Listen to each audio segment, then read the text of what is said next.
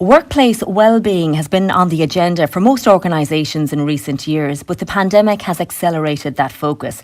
IBEC surveyed HR professionals and found a notable increase in commitment for mental and physical well-being initiatives.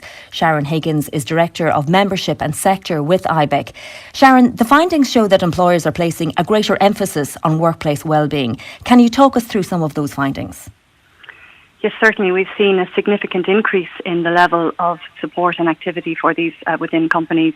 To call out maybe some of the facts, we've seen support at leadership level now at 81% this year, and that's up 20% on last year, so a very significant increase.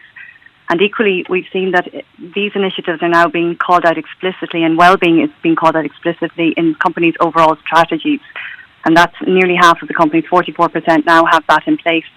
I think that's a really good indication that this is something that's here for the long term and not just for the short term. And again, that's up significantly on last year.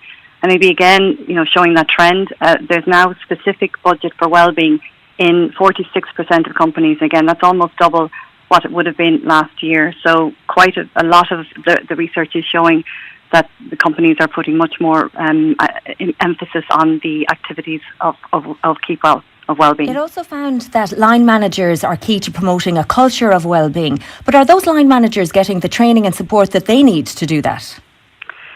Yes, certainly. When we looked to see what companies were going to do over the coming years in particular, so post-COVID and into the next phase, we've seen that 76% of the companies indicated that they are going to increase the variety of well-being supports that are there to their employees, but also 74% are going to focus on the manager skills to support them in terms of managing employee mental health. So there is going to be a really significant focus on that going forward.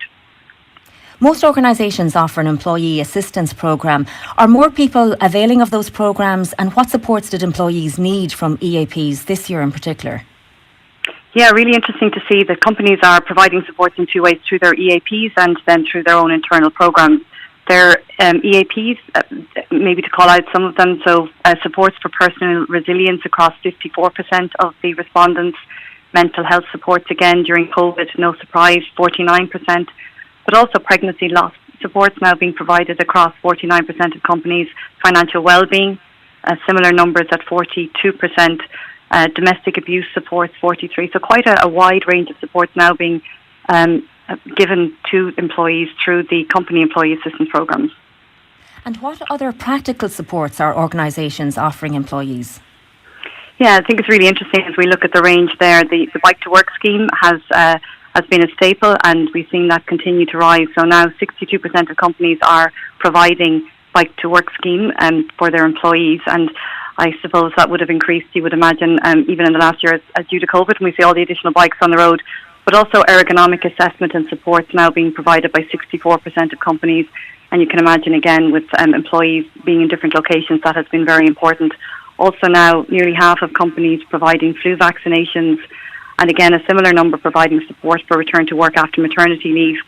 And interestingly now, in 42% of companies, we found that centrally organised physical activities are being put in place. So again, that's a huge shift, I think, in where companies would have been in the past. So lots of change. Some positive findings there. Sharon Higgins, Director of Membership and Sector with IBEC, thank you for joining us this morning.